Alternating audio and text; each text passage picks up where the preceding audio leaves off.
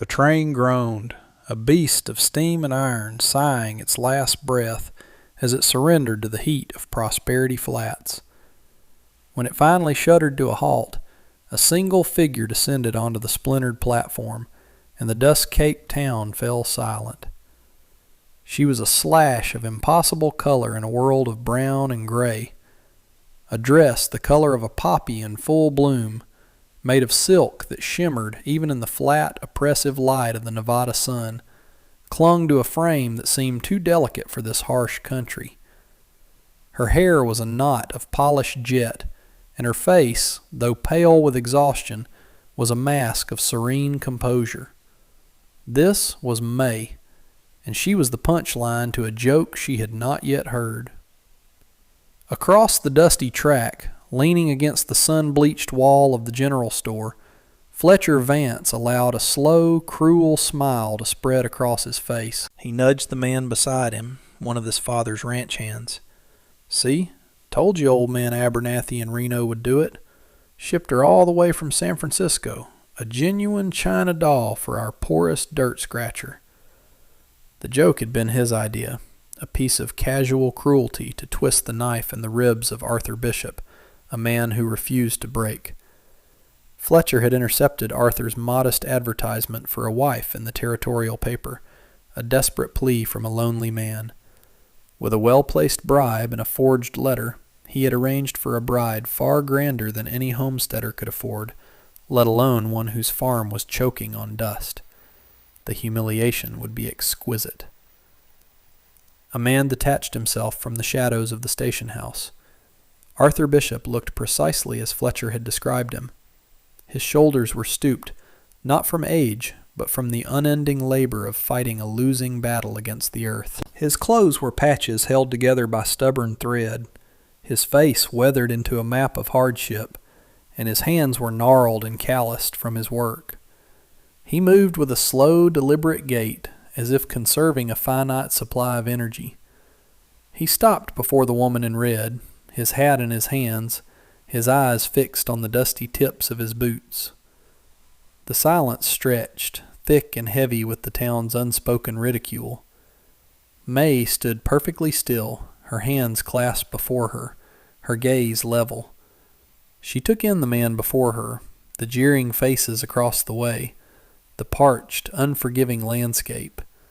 Her expression did not change. "You are Arthur Bishop?" she asked. Her voice was quiet, yet it carried clearly in the still air, with an accent that was lilting and precise. Arthur finally raised his head.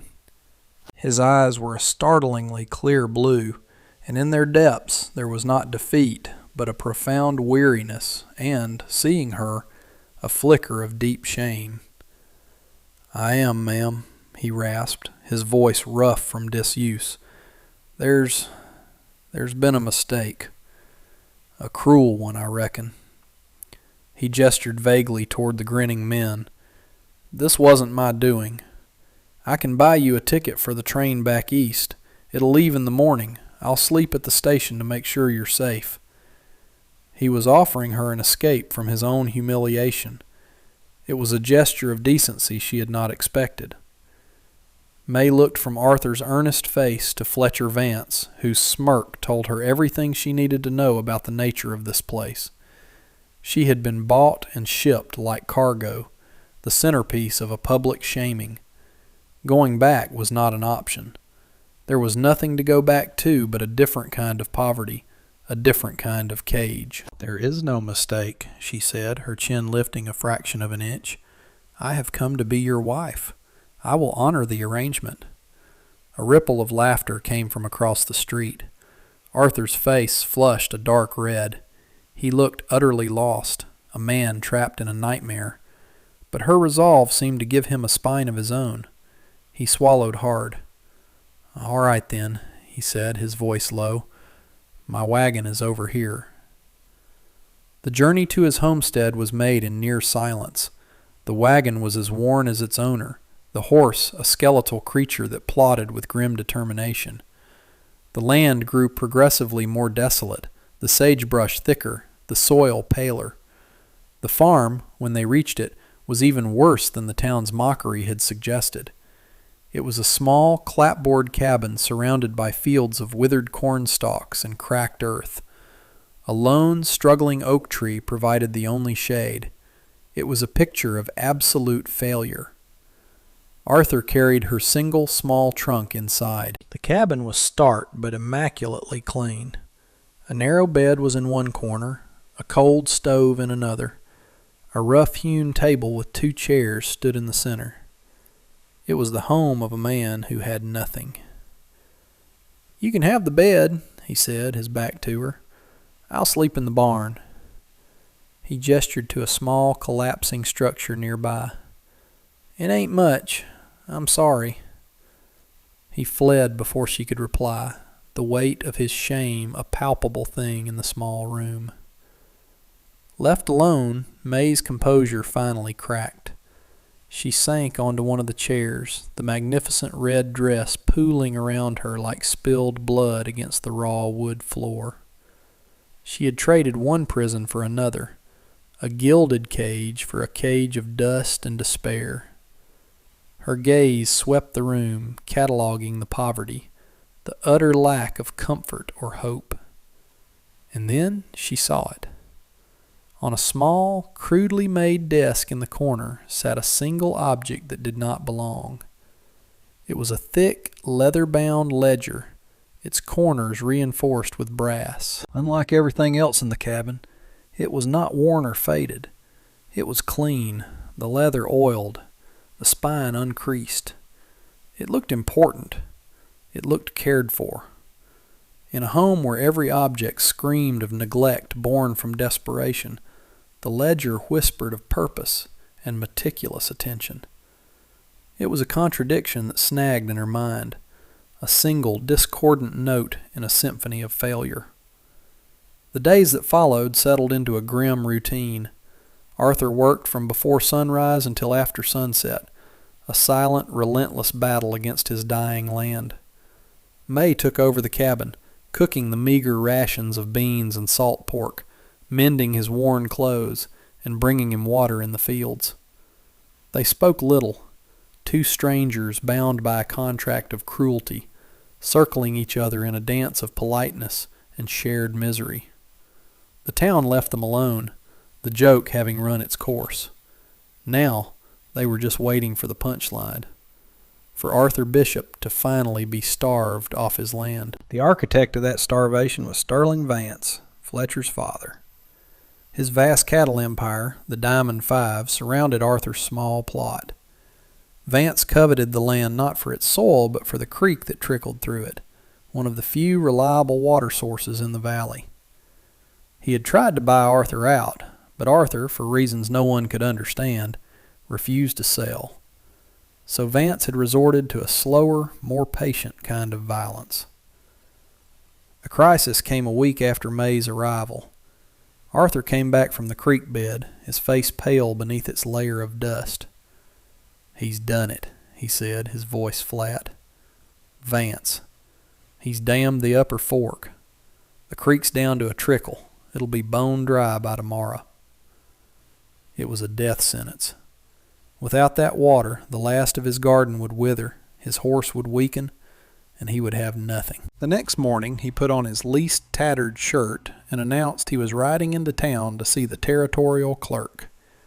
To file a complaint, he said, though there was no hope in his voice. May watched him go, a solitary figure on a tired horse, riding off to fight a battle he had already lost. An hour later, unable to bear the oppressive silence of the cabin, she found herself standing before his desk, her hand hovering over the ledger. It felt like a violation, but the memory of its incongruity gnawed at her. She opened it. The pages were filled with Arthur's neat, compact script. The first few pages were what she expected, lists of expenses for seed, flour, nails. The numbers were pitifully small. But then the entries changed. She saw names and figures that made no sense. Payments made not to the local general store, but to the territorial land office in Carson City. Large sums, paid through a bank in Reno. And there was a name repeated over and over. A.B. Holdings. Following each entry for A.B. Holdings was a reference to a parcel of land, a section number, a surveyor's note. Her father had been a merchant in San Francisco, and before his business had failed, he had taught her his books. He had believed a woman's mind was as sharp as any man's, a revolutionary idea that had died with his fortune. She knew what she was looking at. This was not the ledger of a failing farmer. This was the ledger of an investor. Arthur returned near dusk, the defeat on his shoulders now a crushing weight. "Clerk wouldn't even file the papers," he said, slumping into a chair. "Said Vance has senior water rights from the 1860s. Said I was wasting his time." May placed the open ledger on the table before him. "Who is A.B. Holdings?" she asked quietly. Arthur froze. The color drained from his face. He looked from her to the book, his expression one of pure shock, as if she had uncovered the deepest part of his soul.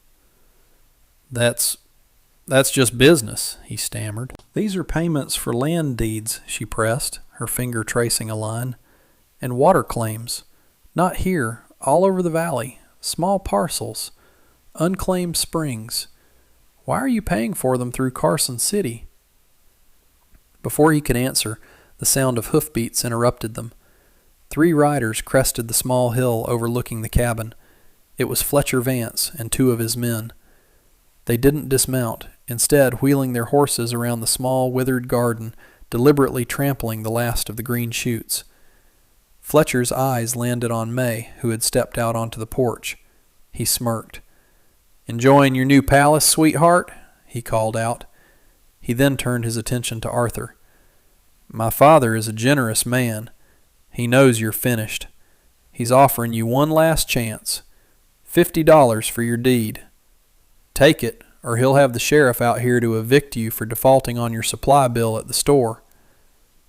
It was a lie, a threat wrapped in the veneer of legality. Arthur's face was a stony mask, but May could see the tremor in his hands. He said nothing. Fletcher laughed. "Have it your way, Bishop. This land will be ours by the first frost, one way or another." He spat on the ground, and the 3 men galloped away, leaving a cloud of dust and derision in their wake. The air vibrated with the aftermath of the confrontation. Arthur stared after them, his jaw tight. May waited until the sound of the horses faded completely. She stepped back inside and pointed to a specific entry in the ledger, one she had puzzled over for an hour. It was a reference to a deed for a small rocky parcel of land high up in the hills, miles away. The entry was dated 6 months prior. "This deed," she said, her voice cutting through the tension, perfectly steady. "It is for the Red Canyon Spring, isn't it? The one that feeds the upper fork of Vance's Creek?"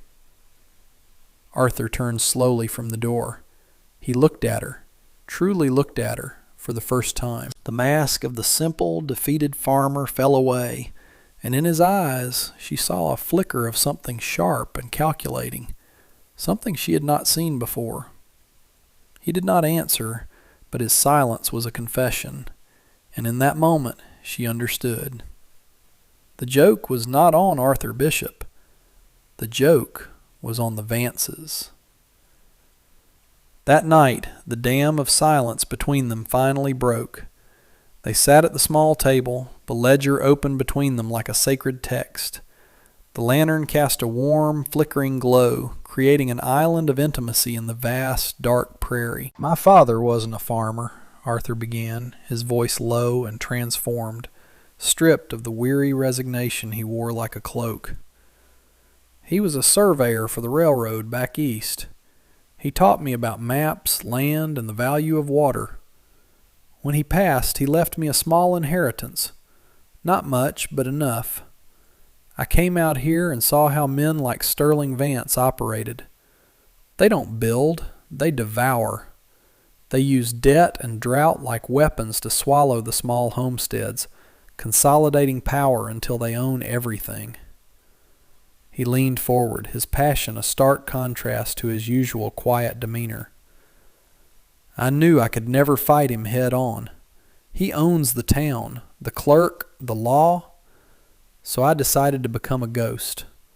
I filed for this homestead, the worst piece of land in the valley, a place no one would look at twice. I became Arthur Bishop, the poor farmer on the verge of collapse, everyone's charity case, everyone's fool. He tapped the ledger. But A.B. Holdings, that's me too. For 2 years, I've been using my inheritance piece by piece to buy the things no one else wanted. Overlooked spring rights, filed 30 years ago. Small parcels of land the surveyors mislabeled as worthless. Every transaction handled by a lawyer in Carson City, so the name Bishop never appeared on any paperwork in this county. The Vances think they're strangling a gopher, but they've been watering my roots the entire time. He explained his strategy. He had meticulously studied old territorial maps and rainfall records. He knew that the Red Canyon Spring, which he now owned, was the true source of the water Vance claimed as his own through senior rights. His deed predated Vance's claim on the lower creek. Legally, the water was his. He owned the faucet. May listened, her mind racing, connecting the columns of numbers in the ledger to the quiet, determined man before her. He was playing a long, dangerous game of chess, and the entire valley was the board. He wasn't just surviving, he was planning a conquest. Then he looked at her, his expression softening, a hint of the old shame returning. The advertisement for a wife, that was real. I was lonely. I never imagined they would use it against me like this. I never meant to drag you into my war. It was her turn. She told him of her family in San Francisco, of her father's business lost to men not unlike Vance, of the shame and desperation that led her to answer an advertisement for a stranger in Nevada. She told him about her father teaching her numbers, about her understanding of assets and liabilities. When I arrived, I thought my life was over, she confessed, her voice barely a whisper. I did not expect to find a fool, but I also did not expect to find a general. A new understanding passed between them, an alliance forged in the quiet cabin. For the next few days they worked together. May's quick mind for numbers helped him organize his deeds and correspondence, cross-referencing claims and mapping out his assets. She saw the final piece of his plan, a parcel of land downstream where the two main creeks in the valley converged. Whoever owned that land controlled the water for the entire southern range. It was the checkmate move, and it was still for sale. Their burgeoning partnership was shattered by the arrival of a rider from the next town over, carrying a telegraph message. It was from Arthur's lawyer in Carson City. The message was terse and urgent. Sterling Vance, suspicious of the roadblocks his agents were hitting at the land office, had sent his own man to the capital to investigate the mysterious A.B. Holdings. "He knows," Arthur said, the paper trembling in his hand. "He doesn't know it's me yet, but he knows someone is buying up the valley around him. His man will be at the land office in days. He'll bribe or threaten his way to the truth." The game was over. The ghost was about to be revealed. "I have to go to Carson City," Arthur said, his mind already working. "I have to get there before Vance's man does and buy that last parcel. It's the only move I have left." It was a desperate gamble. It would take the last of his money, leaving him with nothing if it failed. The journey itself was perilous, a multi-day ride through rough country, and leaving the homestead meant leaving May alone, vulnerable, a target for the Vances' wrath if they discovered the truth while he was gone. "It is too dangerous," May said, her eyes wide with fear for him. "Staying is more dangerous," he countered. "If I stay, we lose everything, If I go, we have a chance." He looked at her, his blue eyes searching her face. "But I can't ask you to stay here alone." "You are not asking," she said, her voice firm, leaving no room for argument. "I will stay. I will watch our home." The word hung in the air between them. Our. He left at dawn, pushing his weary horse harder than he ever had before. May was left alone with the silence, the dust, and the ledger that held all their secrets. For 3 days she lived on a knife's edge, starting at every sound, the specter of Fletcher Vance's cruel smile haunting her waking hours. She barricaded the door at night and kept Arthur's old, unreliable shotgun close at hand. She was no longer a victim. She was a soldier guarding the command tent. 3 months later, the autumn sun cast long, golden shadows across a valley transformed. The withered fields were gone, replaced by shocks of harvested corn and green pastures where cattle grazed peacefully. The creek, once a dry scar, now ran full and clear. On the porch of a handsome, well-built ranch house, Arthur Bishop stood beside May. The house had once been the headquarters of the Diamond Five. Now, a newly painted sign hanging from the gate read, "Bishop Valley Holdings." Arthur had made it to Carson City just hours ahead of Vance's man.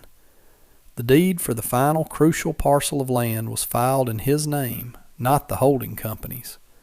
When Sterling Vance finally learned that the dirt-poor farmer he'd been tormenting for 2 years was the architect of his ruin, his legendary pride shattered.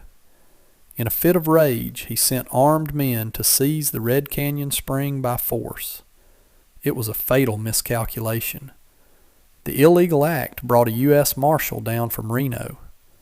Faced with federal charges and the collapse of his water supply, Vance's empire, built on bluff and intimidation, crumbled. He was forced to sell his holdings to the only person with enough cash and water rights to take them over, Arthur Bishop.